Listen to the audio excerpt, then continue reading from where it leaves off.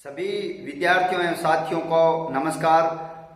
आप सभी का ऑनलाइन क्लासेज में स्वागत है। तो हमने पिछले लेक्चर के अंदर हमने बात कर ली थी बेसिक केमिस्ट्री की, जिसके अंदर कुछ साइंटिस्टों के बारे में बताया था और केमिस्ट्री की डेफिनेशन दी थी हमें, उसके बारे में हमने बात की थी। आज हमारा जो लेक्चर है काफी इंपॉर्टेंट है, तो इससे पहले जिन्होंने चैनल को सब्सक्राइब नहीं किया है वो चैनल को सब्सक्राइब कर लें और लाइक करें और ज्यादा से ज्यादा शेयर करते रहें। तो हम बात करें पदार्थ की अवस्था की, तो नॉर्मली कितनी अवस्थाएं होती है? 3 अवस्थाएं होती है। भी आपने छोटी कक्षाओं में पढ़ाई है, 9वीं 10वीं की बुक अगर आप पढ़ रहे हो या कोई बुक पढ़ी है तो उसके अंदर आपने देखा होगा कि हमें 3 अवस्थाएं मिलती है। कौन कौन सी? ठोस, द्रव और गैस। यानी इसकी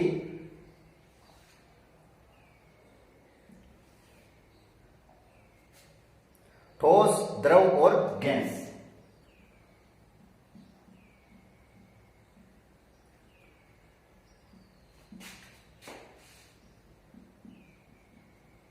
गैस यानी सॉलिड, लिक्विड और गैस, 3 अवस्थाएं रहती है। चौथी अवस्था अभी नई आ भी गई है, चौथी अवस्था, उसको हम बाद में बात करेंगे। तो प्रॉपरली हम 3 अवस्थाओं की बात करते हैं। कौन कौन सी अवस्थाएं होती है? ठोस, द्रव और गैस।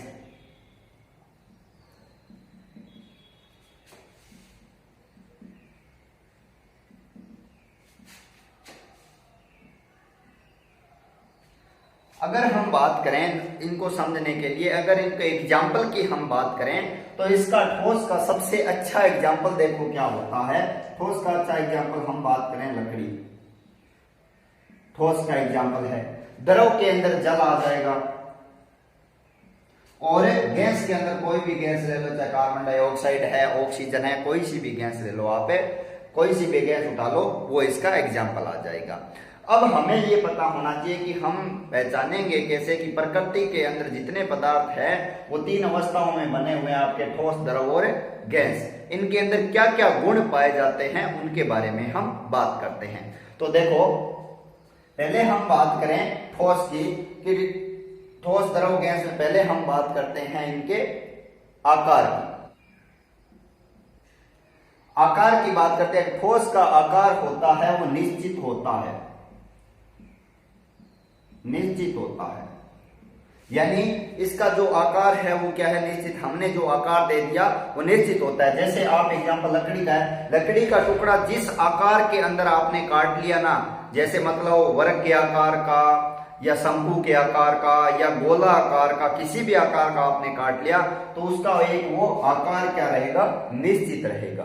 तो आकार ठोस का क्या होता है? निश्चित रहता है। अब द्रव की बात करें तो जल को अगर आपने, मान लो कि मैंने 1 लीटर जल दिया आपको, तो आपने अगर मान लो कि किसी बर्तन के अंदर, किसी बीकर में डाला, आपने किसी भी बीकर में डाला तो उसने क्या ले लिया? बीकर का आकार ले लिया।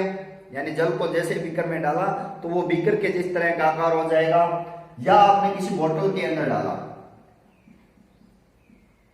तो उसका आकार क्या हो जाएगा? उस बोतल के जैसा हो जाएगा। या हम कम पानी है तो उसको मान लो कि कप वगैरह में या किसी भी बर्तन में डालते हैं तो वो उसके आकार का हो जाता है। तो इसका मतलब ये हुआ कि इनका आकार है वो निश्चित नहीं होता, यानी इनका आकार अनिश्चित होता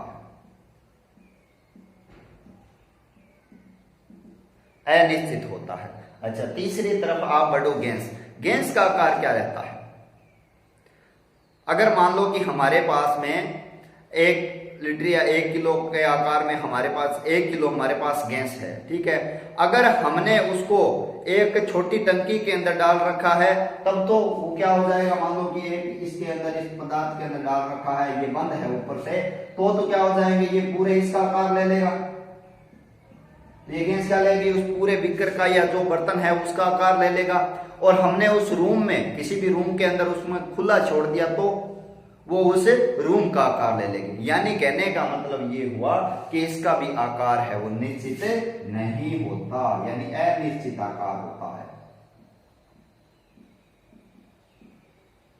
अनिश्चित आकार होता है। आगे बात समझ में? यानी अपने को ध्यान रखना है, आकार के अंदर ठोस का आकार निश्चित होता है क्योंकि ये सॉलिड है, स्ट्रॉन्ग है। जो आकार ले लिया वो आकार निश्चित रहेगा। जल का जिस बर्तन में डालेंगे उसका आकार ले लेगा और ऑक्सीजन है वो भी क्या होगी, जिसमें मतलब जैसे ही हमने छोटे बर्तन में है तो छोटे बर्तन का आकार, और बड़े रूम में खोल दिया तो वो पूरे रूम में फैल जाएगी, तो उसका आकार भी निश्चित नहीं होता। आगे हम बात करते हैं दूसरा गुण आयतन।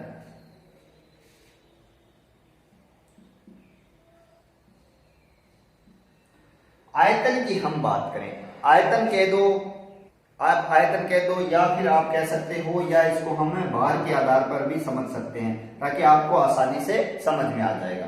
तो ठोस का आयतन होता है वो क्या होता है, निश्चित होता है, यानी फिक्स है, एक जो फिक्स है वही रहेगा। द्रव का भी आयतन है वो क्या रहता है, निश्चित रहता है। लेकिन गैस का जो आयतन है वो निश्चित नहीं रहता, निश्चित नहीं, निश्चित नहीं है। अब देखो कैसे, कि मान लो कि हमारे पास में 1 किलो हमने कोई भी ठोस पदार्थ लिया, उसको आप चाहे कहीं पर भी रख लो, कौन से भी बर्तन के अंदर डाल दो, आप कोई से भी बर्तन में डाल दो, चाहे आप उसको वर्गाकार बर्तन के अंदर डाल दो, या आप उसी मतलब गोल आकृति वाले में डाल दो, कहीं पर भी डाल दो, लेकिन उसका जो निश्चित आयतन या निश्चित भार है वो क्या रहेगा, फिक्स रहेगा।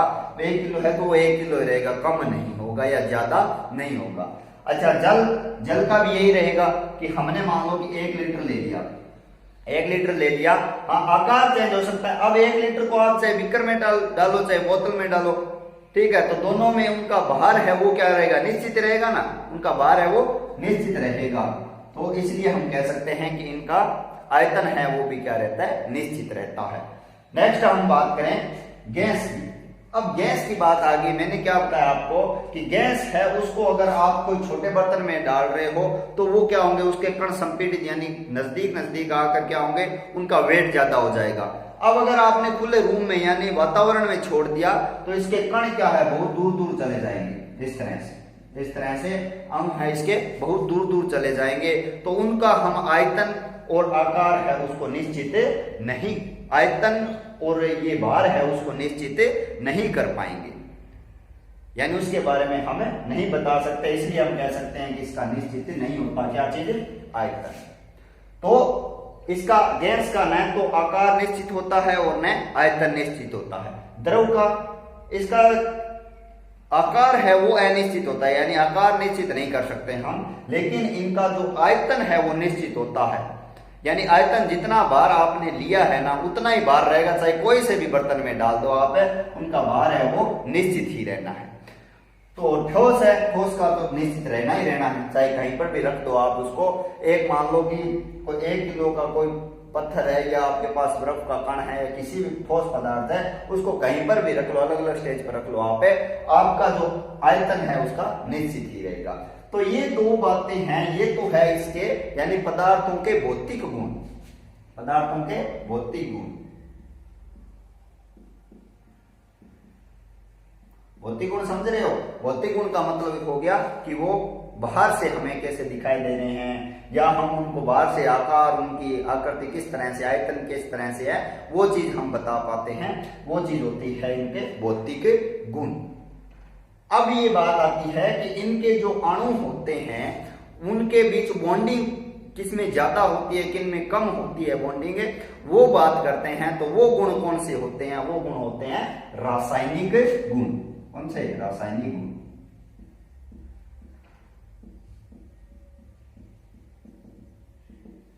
ये आते हैं आपके रासायनिक गुण। तो उनके बारे में बात करते हैं कि जो पदार्थ है हमारे पास में, ठोस, द्रव और गैस, 3 स्टेज के पदार्थ है, उनके अंदर अणुओं में जो बॉन्डिंग है उनमें किसमें ज्यादा है, किन में कम है, उनके बारे में बात करते हैं। रासायनिक गुण के अंदर पहला गुण आपके आ जाता है आकर्षण।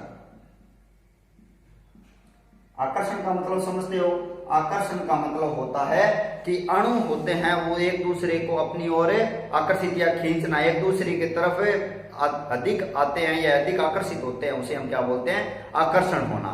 तो अगर मान लो कि किसी पदार्थ के अंदर अणु या मॉलिक्यूल है वो नजदीक नजदीक होंगे तो उनके बीच क्या होगा, आकर्षण ज्यादा होगा, बॉन्डिंग क्या होगी, ज्यादा होगी ना।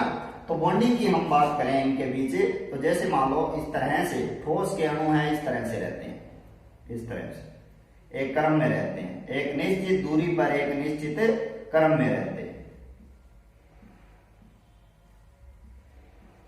इस तरह से रहते हैं। तो आप मुझे बताओ कि ये नजदीक है और एक क्रम के अंदर है, तो इनके बीच आकर्षण होगा वो कम होगा कि ज्यादा होगा? ज्यादा होगा, क्योंकि अणु क्या रहते हैं नजदीक नजदीक, तो एक दूसरे से जुड़े रहते हैं, आकर्षित रहते हैं एक दूसरे से। अच्छा, द्रव के अगर अणुओं की हम बात करें तो ये कुछ क्या हो जाते हैं, अलग रहते हैं, जैसे ऐसे दूर दूर। इनके बीच थोड़ा बहुत मतभेद होता है, यानी इनके बीच जितना आकर्षण ठोस में होता है ना उतना आकर्षण नहीं होता। आकर्षण होता जरूर है, जुड़े हुए जरूर रहते हैं, इस तरह से जुड़े हुए जरूर रहते हैं, लेकिन उतना नहीं होता जितना ठोस के अंदर आकर्षण होता है ना, उतना आकर्षण कभी नहीं होता इनके बीच। थोड़ा बहुत इनके बीच मतभेद रहता है, इसके कारण इसके अणु है वो क्या रहते हैं, थोड़े दूर दूर रहते हैं, तो इनकी बॉन्डिंग है वो कम होती है, बॉन्डिंग कम, और इसमें अधिक होती है बॉन्डिंग। ठोस में क्या होती है, अधिक होती है। अब आ जाओ गैस की तरफ। अब गैस में हमने क्या बात की थी कि गैस के अणुओं को आप वातावरण में खुला छोड़ दो तो वो तो दूर दूर फैल जाएगा, रूम में छोड़ दिए तो रूम में ही अलग अलग कोणों पर इस तरह से फैल जाएंगे। तो इसका मतलब ये हो गया कि ये एक दूसरे के विरोधी हो गए। यानी अगर मान लो कि किसी रूम के अंदर आपने गैस के अणुओं को छोड़ दिया तो वो क्या हो जाएंगे, एक जा रहा है इस रास्ते, एक जा रहा है इस रास्ते पर, एक जा रहा है यहाँ और एक जा रहा है यहाँ। यानी एक दूसरे की तरफ आने की भी कोशिश नहीं करते, एक दूसरे की तरफ नहीं देखते हैं, या एक दूसरे की तरफ बिल्कुल भी नहीं आने की कोशिश करते हैं, ये एक दूसरे से दूर भागते हैं। यानी इनके बीच बहुत ज्यादा मतभेद होता है, यानी एक दूसरे से दूर ही भागने की कोशिश करते हैं, नजदीक आने की कोशिश नहीं करते। तो इनके बीच जो आकर्षण होता है वो बिल्कुल भी नहीं होता, यानी कम क्या इसके अंदर होता ही नहीं, आकर्षण नहीं होता। तो गैस के अणुओं के बीच आकर्षण आपके नहीं मिलेगा। तो ये जो रासायनिक गुण है, बॉन्डिंग है, कि ठोस के अंदर बॉन्डिंग है वो अधिक होगी, इसलिए ये होते हैं, ये मजबूत होते हैं, स्ट्रॉन्ग रहते हैं। यानी हम एक तो मान लो कि कोई ठोस पदार्थ है उसको हम स्पर्श करके देखते हैं या उसको हम गिराते हैं तो वो क्या है, स्ट्रॉन्ग है। यानी उसको अगर तोड़ना है तो हमें क्या करना, अधिक ऊर्जा लगानी पड़ेगी तब वो टूटेगा। और अगर मान लो जल है तो जल के अणुओं को तो हम आसानी से अलग कर सकते हैं। जैसे मान लो कि एक जग में आपने पानी ले रखा है तो आधा दूसरे में डाल सकते हो आसानी से, कोई दिक्कत नहीं है। अगर लकड़ी का टुकड़ा एक है तो उसको काटने के लिए हमें अधिक ऊर्जा की आवश्यकता रहेगी, यानी उनके अणुओं को दूर करने के लिए हमें अधिक ऊर्जा लगानी पड़ेगी। यानी उनके बीच आकर्षण अधिक है, इनके बीच कम है, और इनको तो लगाने की जरूरत नहीं है, इनको तो हमें तोड़ने की जरूरत नहीं है। इनके बीच तो पहले ही ज्यादा मतभेद है, इनको तोड़ेंगे क्या, ये तो टूटे हुए हैं पहले ही, तो इनके बीच आकर्षण बिल्कुल भी नहीं है। दूसरा एक आ जाता है, मान लो कि एक रंग का और आ जाता है, कई बार पूछ लिया जाता है कि कौन से अवस्था वाले पदार्थ है वो रंग दर्शाते हैं, रंग उनका निश्चित होता है या नहीं होता है, उनके आधार पर हम बात करें तो रंग की अगर बात करें तो ठोस पदार्थ होते हैं उनके रंग होते हैं, निश्चित होते हैं, निश्चित होते हैं। कैसे? जैसे मान लो कोई भी धातु है उसका गुण है कि वो चमकीली है।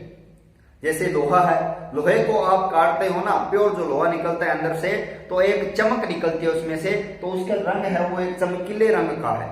सोना है तो उसका एक निश्चित रंग है, ठीक है, चांदी है तो उसका एक निश्चित रंग है, तांबा है तो उसका एक निश्चित रंग है। तो हम कह सकते हैं कि ठोस धातु ठोस होती है, ठोस होती है, उसका निश्चित रंग होता है, लेकिन जल है उसका कोई निश्चित रंग नहीं होता, निश्चित रंग नहीं होता। क्यों? क्योंकि जल का कोई भी रंग नहीं होता है, कोई भी रंग नहीं है जल का, क्योंकि ये जिसमें घुलेगा उसी का रंग ले लेगा। यानी इसके अंदर आपने अगर लाल रंग का कोई पदार्थ डाला है तो वो लाल ले लेगा, काले का डाला है तो काला रंग का हो जाएगा। तो जल का कोई भी खुद का कोई रंग नहीं होता, ये क्या होता है, दूसरा जो विलेय पदार्थ होता है उसी का रंग ले लेता है। और गैस है उसका तो कोई निश्चित रंग होता ही नहीं है। तो आप ध्यान रखना, ठोस है उसका निश्चित रंग होता है और बाकी दोनों का इनका कोई भी निश्चित रंग नहीं होता है। अच्छा, अब आगे एक बात और आता है, तीसरा गुण, अगला गुण हमारा आता है संपीड्यता।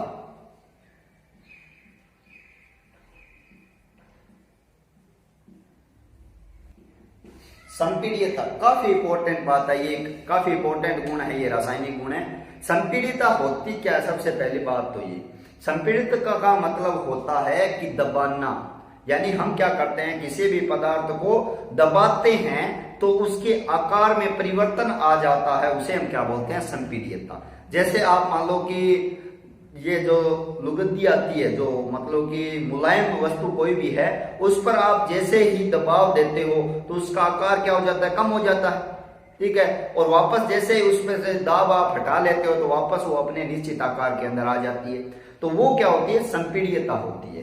तो अब देखो कौन से पदार्थों में संपीड़ितता पाई जाती है, कौन से में नहीं। अगर ठोस की बात करें, ठोस की बात करें तो ठोस के अंदर हमने एग्जाम्पल क्या लिया है? धातुएं हैं, लकड़ी है, वो क्या है? ठोस के अंदर एग्जाम्पल है। यानी आपके पास लकड़ी का टुकड़ा है, ये क्या है? लकड़ी का टुकड़ा है, और आप इस पर क्या दबाव डालोगे? संपीड़ित करने के लिए दबाव डालोगे, ऊपर से क्या करोगे? दबाव डालोगे, तो क्या लकड़ी के टुकड़ा क्या हो जाएगी? उसकी परत बन जाएगी, उसका आकार कम हो जाएगा क्या? नहीं होगा।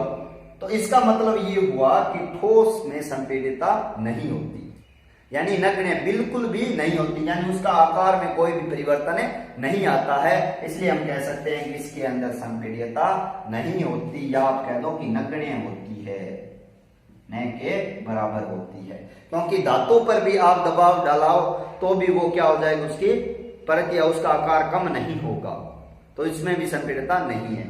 अच्छा, अगर मान लो कि द्रव है, द्रव की हम बात करें कि द्रव कोई पात्र के अंदर आपने इस तरह से कोई भी पात्र है, वो पूरा ऊपर तक पानी से भरा हुआ है, पूरा पानी से भरा हुआ है, और हमने संपीड़ितता यानी उस पर दाब डाला, इसके ऊपर क्या डाला? दाब प्रेशर डाला, ठीक है। दाब डालेंगे तो क्या होगा? जल के अणु हैं वो बाहर आ जाएंगे। अगर हमने ज्यादा दाब डाला है तो पदार्थ से क्या हो जाएंगे? ये जो पात्र है उससे जल क्या है? बाहर आ जाएगा। तो हम कह सकते हैं कि ये जो मान लो कि ये दूर दूर है, थोड़े कण हैं, वो क्या हो गए? थोड़े बहुत नजदीक आ सकते हैं, यानी आप कह सकते हो कि बहुत ही मामूली सी संपीड़ितता होती है इसके अंदर, बहुत ही कम संपीड़ितता होती है। तो आप इसके अंदर क्या लिखोगे कि कम संपीड़ितता,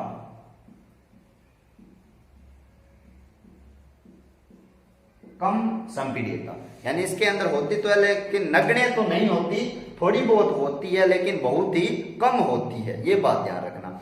अच्छा, तीसरी तरफ आ जाओ आप। तीसरा कौन आ गया हमारे? गैस। ये तो संपीड़ितता ही है इसके अंदर, तो इसके अंदर अत्यधिक संपीड़ितता होती है। कैसे? जैसे हम मान लो कि घरेलू गैस एलपीजी यूज करते हैं, उसके अंदर आप उस टंकी होती है हमारी, उसको हिलाकर देखना आप कभी, उसके अंदर आपको द्रव जैसी आवाज आएगी, यानी ऐसा लगेगा कोई लिक्विड पदार्थ उसके अंदर है। तो उसमें क्या क्या हकीकत में है? तो वो क्या? एलपीजी गैस है। तो गैस के अणुओं पर क्या किया गया? संपीड़न किया गया, यानी उनको दबाया गया है, अत्यधिक दाब दिया गया है। तो अत्यधिक दाब देने से ये अणु है वो क्या आ गए? पास पास आ गए। तो अत्यधिक दाब देने से अणु है वो पास पास आ गए, और अगर हम अत्यधिक दाब डालते हैं किसी भी गैस पर तो किस में बदल जाती है? द्रव में बदल जाती है, इसमें द्रव में बदल जाती है। इसीलिए टंकियों के अंदर गैस में क्या होता है? द्रव, लिक्विड जैसा पदार्थ होता है, वो द्रव को संपीड़ित करके उसके अंदर डाला गया होता है टंकियों में। तो इसके अंदर आप ध्यान रखना कि इनमें अत्यधिक संपीड़ितता होती है, अत्यधिक संपीड़ितता, अत्यधिक संपीड़ितता रहती है, ये चीज आप ध्यान रखना। तो गैस का ये सबसे बड़ा अच्छा गुण है कि गैस के अंदर अत्यधिक संपीड़ितता रहती है, और हम अधिक संपीड़ित इनको करते हैं तो किस में बदल जाती है? द्रव में बदल जाती है। और इनका एग्जाम्पल है एलपीजी, लिक्विड पेट्रोलियम गैस। इसी तरह से सीएनजी, सीएनजी नाम सुना होगा आपने, जो वाहनों के अंदर उपयोग में लेते हैं, वो भी लिक्विड की हुई होती है, सीएनजी। इसका नाम क्या है सीएनजी का? सीएनजी का नाम होता है संपीड़ित प्राकृतिक, नेचुरल मतलब होता है प्राकृतिक, संपीड़ित प्राकृतिक गैस। नाम आ गया ना कि एक प्राकृतिक गैस थी, उसको संपीड़ित किया गया है, ठीक है, इसलिए इसका नाम क्या आ गया? संपीड़ित प्राकृतिक गैस। तो इनका नाम भी ध्यान रखना आप है। सीएनजी का कई बार नाम पूरा पूछ लेते हैं, संपीड़ित प्राकृतिक गैस, और एलपीजी का होता है लिक्विड पेट्रोलियम गैस, ठीक है, तो इस तरह से इन दोनों का ध्यान रखना। और दोनों अच्छे एग्जाम्पल है कि संपीड़ितता को दर्शाने के लिए, गैस की संपीड़ितता होती है नहीं होती, इसको दर्शाने के लिए बहुत अच्छा एग्जाम्पल है ये। आगे बात समझ में। अब एक डायग्राम देखते हैं अपने, उसके आधार पर आपको सारी चीजें समझ आ जाएगी। तो आपके सामने डायग्राम देखो कि जैसे ठोस, ठोस से द्रव, द्रव से गैस, गैस से ठोस, गैस से द्रव, ये किस तरह से बनती है। देखो आप है कि अगर मान लो कि कोई भी ठोस है उसको द्रव के अंदर हमें चेंज करना है, तो हम क्या करेंगे, गर्म करेंगे उसे, यानी उसको गलाएंगे। अगर ठोस को हम गलाएंगे तो वो किसमें बदल जाएगा, द्रव के अंदर। अगर द्रव वापस ठोस के अंदर बदलना है तो उसे क्या करेंगे, हम ठंडा करेंगे। उसे क्या करेंगे, हमें ठंडा करेंगे। या हम कोई इसे मतलब है फ्रीजर या किसी के अंदर रखेंगे तो क्या हो जाएगा, द्रव है वो किसके अंदर चेंज हो जाएगा, हमारे ठोस के अंदर चेंज हो जाएगा। अच्छा, अब देखो इनके बीच द्रव और गैस की बात करें अपने। अगर द्रव को गैस में चेंज करना है तो हम क्या करेंगे, वाष्पीकरण या गर्म करेंगे इसे, तो क्या हो जाएगा, ये वाष्प के रूप में, वाष्प के रूप में किसमें बदल जाएगा, गैस में बदल जाएगा, वाष्प बन जाएगी। इसको अगर गर्म जैसे हीट करेंगे तो क्या हो जाएगा, गैस बन जाएगी। अब गैस को द्रव करने के लिए हम क्या करेंगे, संपीड़न करेंगे। संपीड़न समझ रहे हो, यानी इसके कणों पर दाब डालेंगे तो किसमें बदल जाएगा, द्रव में बदल जाएगा। और यहां देखो एक इंपॉर्टेंट चीज है कि ठोस द्रव में न बदलकर सीधा अगर गैस में बदल जाता है तो वह विक्रिया कौन सी होती है, वो होती है उद्रवपातन। उद्रवपातन, तो ये नाम ध्यान रखना, बहुत बार एग्जामों में पूछा गया है कि उद्रवपातन क्रिया क्या होती है, या ठोस से गैस का निर्माण होना क्या कहलाता है, उद्रवपातन कहलाता है। और इसका एग्जाम्पल आप अगर लो तो क्या होता है, जैसे कपूर होता है ना, पूजा के अंदर काम में लेते हैं हमारे, कपूर होता है। तो कपूर ठोस अवस्था में है, जैसे ही उसको जलाएंगे तो वो क्या होती है, उसकी सीधी गैस बनती है, द्रव कभी नहीं बनता। तो वो परिवर्तन क्या कहलाता है, उद्रवपातन परिवर्तन कहलाता है। आगे बात समझ में इतनी। तो ये डायग्राम है, ये ध्यान रखना, इसी से हमारे तीनों जो स्टेज है वो समझ में आ जाएगी। तो तीन अवस्थाएं तो हमने पढ़ ली कि ठोस होती है, द्रव होती है, गैस होती है, नॉर्मली यही पढ़ते हैं अपने। अब इसके अलावा दो अवस्थाएं और खोजी गई थी, कौन सी, जो 4 स्टेज और 5 स्टेज, उनके बारे में हम थोड़ा सा और देख लेते हैं। तो आगे की 2 स्टेज है, इनके बारे में थोड़ी बहुत इंफॉर्मेशन ले लेते हैं, क्योंकि एक बार एग्जाम के अंदर पूछा था कि पदार्थ की चौथी अवस्था कौन सी होती है, तो कौन सी होती है, प्लाज्मा होती है, ऐसा क्वेश्चन आया था। तो अपने चौथी और 5वीं दोनों स्टेज है उनके बारे में पढ़ लें। हालांकि बुकों के अंदर अभी तक 3 स्टेज है, लेकिन चौथी और 5वीं कुछ स्टेज है उनके बारे में क्वेश्चन आ जाता है, हाई लेवल कई बार पेपर बन जाता है तो उसके अंदर पूछ लेते हैं। तो देखो जो चौथी स्टेज है वो कौन सी होती है, प्लाज्मा। नाम ध्यान रखना, आपको लगभग क्वेश्चन ये मिलेगा ही मिलेगा, तो ये चीज ध्यान में रखना। प्लाज्मा होता है वो क्या होता है, इलेक्ट्रॉन प्लस आयन, यानी इलेक्ट्रॉनों के साथ में क्या होते हैं, उनके आयन होते हैं, वो क्या होता है, प्लाज्मा होता है। अब देखो ये जो पदार्थ है या इस तरह के पदार्थ हैं वो यहाँ न सूर्य और तारे हैं उनमें जो ऊर्जा होती है उससे बनते हैं या वहां पर उपस्थित रहते हैं। तो हम बात करें कि जो सूर्य है, सूर्य और तारे, चंद्रमा, यानी जो सूर्य, तारे, चंद्रमा यानी जो ब्रह्मांड में और ग्रह उपग्रह हैं उनके अंदर जो इलेक्ट्रॉन और आयन के बीच ऊर्जा होती है ना, वो क्या होती है, प्लाज्मा होती है। ये ध्यान रखना। तो इलेक्ट्रॉन प्लस आयन के बीच जो ऊर्जा रहती है वो क्या होती है, प्लाज्मा होती है। और चौथी स्टेज कौन सी होती है, प्लाज्मा होती है। आगे बात समझिए प्लाज्मा की। तो नेक्स्ट अपने 5 स्टेज देखो, 5वीं स्टेज ये देखो, ये है बोस आइंस्टाइन कंडेंस्ड। तो आप ये ध्यान रखना, नाम है इसके, या आप कह सकते हो शॉर्ट में इसे बैक बोलते हैं, back, BEC, back, Bose Einstein condensed. यानी आप देखो इसके अंदर जो खोज की थी वो तो कौन थे,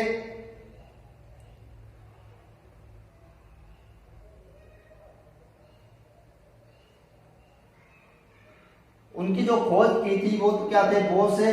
और इनको मतलब आगे आइडेंटिफाई किसने किया था, यानी एक साइंस का अभी तक का रूल है कि आइंस्टीन है वो क्या करते हैं, कोई भी वैज्ञानिक अगर खोज करता है तो उसको आइडेंटिफाई करते हैं, उसको देखते हैं कि सही है या गलत है, उसको देखते हैं। तो आइंस्टीन को इन्होंने इस जो स्टेज है इसको आइडेंटिफाई किया था, तो इनका नाम क्या रखा गया, बोस आइंस्टीन कॉन्टेस्ट। यानी अभी तक ये ऐसा क्यों है कि जो आइंस्टीन है वो इसको आइडेंटिफाई करते हैं, इसका कारण ये है कि हमारी दुनिया के अंदर यानी पूरी दुनिया के अंदर सबसे ज्यादा दिमाग अगर किसी का क्रियाशील रहा है तो वो किसका रहा है, आइंस्टीन का रहा है। आज तक सबसे तेज दिमाग किसका चला है, आइंस्टीन का चला है। तो अगर उन्होंने डन कर दिया तो वो मॉडल है या वो मतलब सिद्धांत है वो प्रतिपादित हो जाएगा, अगर उन्होंने कैंसिल कर दिया तो वो कभी भी आगे नहीं चलेगा। तो जो 5वीं स्टेज है वो क्या थी, बोस आइंस्टीन कॉन्टेस्ट या आप कह सकते हो बेक। अब इसका मतलब इस स्टेज का कारण क्या था, या इसको कैसे निकाला गया, तो इस स्टेज को निकालने के लिए क्या किया गया, देखो कि कम घनत्व वाले पदार्थों को क्या किया गया, कम तापमान पर लेके गए। अब देखो कम घनत्व वाले पदार्थ कौन से थे, जिनका घनत्व सबसे कम किसका होता है, गैसों का। किसका होता है, गैस का। ठीक है, यानी कोई भी गैस ली उसको क्या किया गया, उसका तापमान कम किया गया। ठीक है, यानी कम घनत्व वाले पदार्थों को लिया और उनका तापमान कम किया गया, तो जो नई स्टेज बनी, अब जो नई स्टेज बनी, नए पदार्थ जो बना, वो स्टेज वाले पदार्थ होते हैं, वो कौन से होते हैं, बेक होते हैं। बोस आइंस्टीन कॉन्डेंस स्टेज के होते हैं, बेक स्टेज के होते हैं। आगे बात समझ में, यानी इनको निर्माण करने के लिए कम घनत्व वाले पदार्थ लिए यानी गैस ली, उनका तापमान कम किया गया और फिर जो पदार्थ बना उसकी स्टेज होती है वो कौन सी होती है, बोस आइंस्टीन कॉन्डेंस होती है। अब वो तापमान जो कम किया गया था वो कितना कम किया गया, इतना कम किया गया था -273.15 डिग्री सेल्सियस कम किया गया था। तो ये क्वेश्चन पूछ लेते हैं कि 5 स्टेज या बोस या बेक स्टेज बनी थी, उसके अंदर जो तापमान कम किया गया वो कितना कम किया गया, -273.15 डिग्री सेल्सियस किया गया था। तो हमने अभी तक पदार्थों जो हमारे प्रकृति के अंदर पदार्थ पाए जाते हैं उनकी पांचों के पांचों स्टेज के बारे में बात कर चुके हैं। उम्मीद है आपको समझ में आ गया होगा। फिर भी कोई दिक्कत हो तो आप कमेंट बॉक्स के अंदर कमेंट कर सकते हो और अगले वीडियो के अंदर उसका सॉल्यूशन मैं बता दूंगा।